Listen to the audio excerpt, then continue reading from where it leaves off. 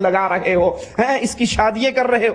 اب کوئی انسان یہ سارے اعمال کرے، قبروں پہ میلے لگائے جس سے رسول اللہ صلی اللہ علیہ وسلم نے منع کیا، اللہ کے پیارے حبیب علیہ السلام منع کرتے ہیں، اپنے بارے میں اپنے صحابہ کو کہتے ہیں لا تتخذوا قبری عیدا، میری قبر پہ میلے نہ لگانا۔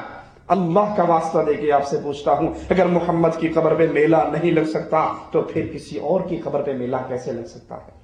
اگر محمد کریم صلی اللہ علیہ وسلم کی قبر پہ سجدے نہیں ہو سکتے، پھر کائنات میں کسی کی قبر پہ سجدہ نہیں ہو سکتا۔ اگر محمد کریم کی قبر کا طواف نہیں ہو سکتا، پھر کسی کی قبر کا طواف نہیں ہو سکتا۔ اگر رسول کریم صلی اللہ علیہ وسلم کی قبر کو عرق گلاب سے دھویا نہیں جا سکتا، نہ آپ نہ صحابہ نے دھلوایا، نہ علی حسن و حسین نے دھلوایا، نہ سلف صالحین نے دھلوایا، اب کائنات میں کسی کی قبر کو پکا کیا جائے، کسی کا قبہ بنایا جائے، کسی کا دربار بنایا جائے، کسی کے میلے لگوائے جائے، کسی کا عرس کیا جائے، تو یہ تمام اعمال اللہ اور اس کے رسول کی سنت کے خلاف ہے، طریقوں کے خلاف ہے، اور جو یہ اعمال کرتا ہے وہ اپنے اہل سنت کہلانے میں جھوٹ بولتا ہے۔ سنت تو یہ ہے کہ نبی کریم کی حدیثوں کے اوپر عمل کرتے ہوئے ان پکی قبروں کو کچی قبروں میں تبدیل کر دو۔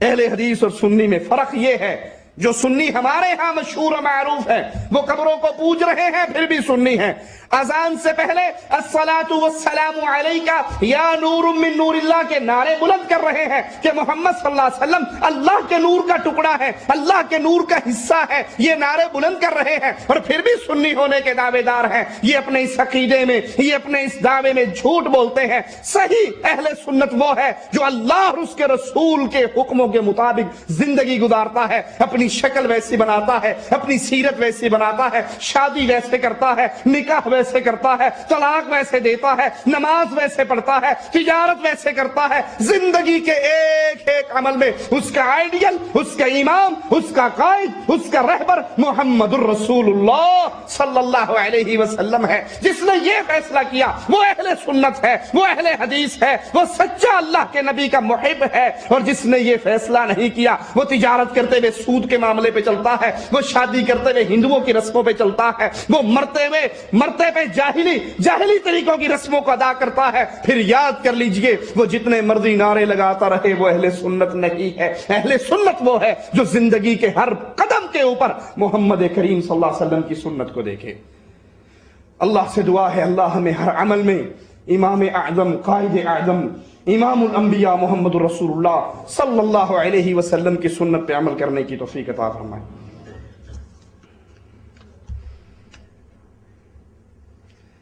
ایک شخص کہتا ہے کہ کسی کی بیوی حاملہ ہے اور اس نے اس کو اسی حالت میں طلاق دے دی، تو کیا طلاق ہو گئی؟ جی طلاق ہو گئی، اور اس کی عدت وضع حمل ہے۔ قبلہ کی طرف یا مسجد میں پیر پھیلا کر بیٹھنا شرعاً کیسے ہے؟ قبلہ کی طرف پاؤں ہو جائیں تو اس میں کوئی حرج نہیں، یہ میڈ ان انڈیا پاکستان مسئلہ ہے کہ قبلے کی طرف پاؤں نہ کرو، چارپائی پہ سوتے ہوئے قبلے کی طرف ٹانگیں نہ کرو، یہ بے ادبی ہے، یہ گستاخی ہے۔ یہ گستاخی مولویوں نے بنائی ہوئی ہے۔ میں آپ کو اس کو مثال دے کے سمجھاتا ہوں۔ کوئی شخص بیت اللہ شریف میں جائے اور اس کے لیے بیت اللہ کھلا ہوا اسے مل جائے اور وہ اندر داخل ہو جائے، یہ خوش نصیب ہے یا بد نصیب؟ خوش نصیب ہے۔ جب یہ بیت اللہ میں داخل ہوگا، تو کیا بیت اللہ اس کے پاؤں کے نیچے نہیں ہوگا؟ جی یہ 4 دیواریں ہیں بیت اللہ شریف کی، جو انسان اندر داخل ہو گیا آخر اس کی پشت بیت اللہ کی کسی نہ کسی دیوار کی طرف تو ہوگی نا، اور ہر دیوار کی طرف مسلمان منہ کر کے نماز پڑھتے ہیں، ادھر والے ادھر منہ کرتے ہیں، ادھر والے ادھر، ادھر والے ادھر، ادھر والے ادھر۔ جو لوگ آپ نے دیکھا ہوگا اکثر لوگ بیت اللہ میں عمرہ کرنے کے بعد، طواف کرنے کے بعد الٹے قدموں واپس ہٹتے ہیں، اس کو پشت نہیں ہونی چاہیے، اس کو پشت نہیں ہونی چاہیے۔ آپ کے لیے بیت اللہ شریف کھل جائے اور آپ اندر چلے جاؤ، کیا آپ کے قدموں کے نیچے آیا یا نہیں آیا اس کا فرش؟ کیا آپ کی پشت بیت اللہ کو ہوئی یا نہیں ہوئی؟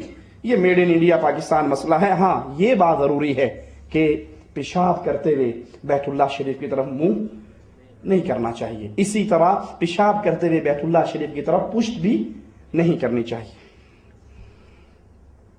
غیر مسلمان کچھ کھانے کے لیے دے تو کھانے کی چیز کھا سکتے ہیں یا نہیں؟ रसूलुल्लाह सल्लल्लाहु अलैहि वसल्लम ने यहूद व नसारा की दावतें कबूल की, उन्होंने आपकी दावत की, आपको लिए खाना पेश किया, और अल्लाह के नबी सल्लल्लाहु अलैहि वसल्लम ने उनकी दावत को कबूल किया। हाँ, गैर मुसलमान अगर अपने किसी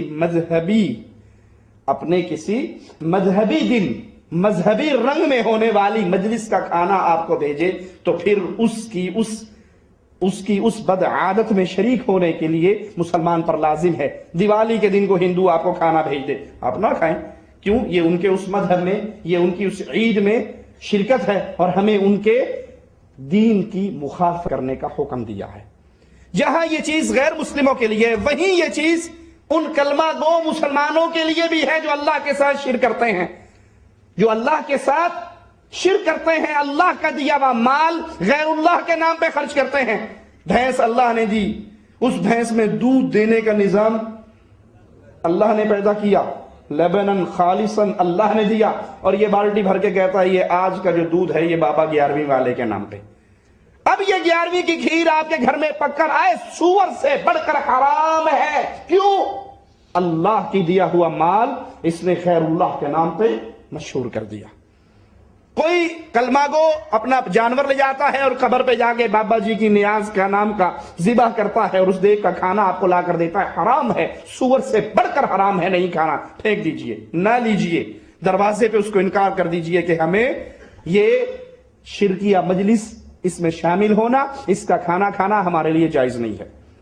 कोई मुहर्रम के दिन आपके लिए हलवा ले आए, 10 मुहर्रम को आपके लिए किसी शिये के घर से खाना आ जाए, 2 टोक जवाब दे दीजिए। ये मजलिसें अल्लाह और उसके रसूल के दीन में इजाफा है, ये कुफर और शिरक बर्पा करने की मजलिसें हैं। यहां पर या अली मदद की सदाएं लगती हैं, यहां पर अल्लाह की तौहीद में शिरक करके अल्लाह को गाली दी जाती है। ना हम ऐसी मजलिसों में शामिल होते हैं और ना इन मजलिसों का खाना हम खाते हैं। इस्लाम में हर मुसीबत के लिए दुआ है। कर्ज की अदायगी के लिए कोई मखसूस दुआ है तो बयान कीजिए। जी, कर्ज के लिए किसी इंसान पर कर्ज हो, वो अल्लाह से दुआ करे, अल्लाहुम्मा मकफिनी बिहलालिक अन हरामिक व अगनिनी बिफضलिक अम्मन सिवाक। ये दुआ है, अल्लाह अज़्ज़ा व जल से इंसान दुआ करे, मांगे, अपने इस कर्ज उतारने पे उसकी नीयत खालिस हो तो जरूर अल्लाह ऐसे बंदे की मदद करता है। एक और दुआ है, अल्लाहुम्मा इन्नी अऊज़ु बिका मिनल हम्मी वल हज़न वल अज्ज़ि वल कसल वल बुख्ली वल जुब्न व ज़लअद दैन व गलबतिर रिजाल। ये दुआ है, जिसको याद करे और फिर अल्लाह अज़्ज़ा व जल से इसका सवाल करे, अगर उसकी नीयत खालिस है तो मालिक उसके लिए इसके रास्ते जरूर आसान फरमाएगा। क्या बेडरूम में कुरान पाक और दीनी कुतब रख सकता है या आयत मुबारका को लटका सकता है, यानी सोना जागना सोहबत करना वगैरह होता है? कोई हरज नहीं। बेडरूम के अंदर आपने कुरान पाक रखा हुआ है और आप वहां बैठ के कुरान पढ़ते हैं तो इसमें कोई हरज नहीं, कुरान को पढ़ने के लिए रखा जा सकता है। हाँ, आप जुम्बी कैफियत में हो, जुम्बी हालत में हो तो कुरान को हाथ नहीं लगा सकते। आपकी घर वाले अगर उन पर वो भी जुम्बी हैं या उन पर दौरा शहरी आया हुआ है, मेंसेस आए हुए हैं या हैज़ व निफास का मसला है, पाक नहीं है, तो वो कुरान पाक को हाथ नहीं लगा सकते। हमारे यहाँ जो सीनरियाँ चलती हैं कुरान पाक की, कहीं आयतुल कुर्सी की सीनरी लगी हुई है, कहीं कोई सीनरी लगी हुई है, कुरान दीवारों पे लटकने के लिए नहीं आया। और बाज़ दफ़ा इसमें तौहीन भी होती है। एक तरफ कुरान पाक की सीनरी लगी हुई है, सामने किसी अदाकार की तस्वीर लगी हुई है, हम समझते हैं बरकत के लिए। बरकत कुरान को पढ़ने में है, बरकत कुरान पर अमल करने में है, बरकत कुरान के मुताबिक जिंदगी गुजारने में है। कुरान पढ़ने अमल करने के लिए आया है, वो सजावटों के लिए नहीं आया। वल्लाहु आलम। आपने पिछले दरस में कहा था कि 2 आदमी किसी दूसरे आदमी की ग़ीबत कर रहे थे तो अल्लाह के नबी ने उनको कहा कि तुम काफिर हो गए हो। नहीं, ये वाक़या ऐसे नहीं, शायद आपको सुनने में गलती लगी। अल्लाह के नबी सल्लल्लाहु अलैहि वसल्लम जब तबूक से वापस आ रहे थे तो कुछ लोग बैठे हुए, वो अल्लाह के नबी सल्लल्लाहु अलैहि वसल्लम के जो बड़े बड़े उलमा सहाबा थे, कुब्बार सहाबा थे, उनके बारे में उन्होंने ये कहा था, ये खाने में पेटू, लड़ने में बुज़दिल, बातों में बातूनी है। तो अल्लाह के नबी सल्लल्लाहु अलैहि वसल्लम के एक सहाबी उनके दरमियान बैठे हुए, उनका, ए अल्लाह के दुश्मन, तूने झूठ बोला है, मैं अभी अल्लाह के नबी को ये बात बताता हूं। तो अल्लाह के नबी सल्लल्लाहु अलैहि वसल्लम के पास ये सहाबी भी पहुंचे और आसमान से जिब्राइल भी पहुंच गए। اور انہوں نے یہ ساری بات بتا دی۔ تو جب ان کو بلایا گیا انہوں نے بہانہ کیا کیا کہ ہم تو اللہ کے نبی ہنسی اور مذاق میں تھے، وقت گزاری میں تھے، سفر کر کر کے تھکے ہوئے تھے، گپ شپ مار رہے تھے، لطیفے سنا رہے تھے، اس طرح ہمارے منہ سے یہ بات نکل گئی، ہم نے ارادتاً نہیں کہا ان صحابہ کو برا۔ تو اللہ نے قرآن پاک میں آیات کیا اتاری؟ اب اللہ، کیا اللہ کے ساتھ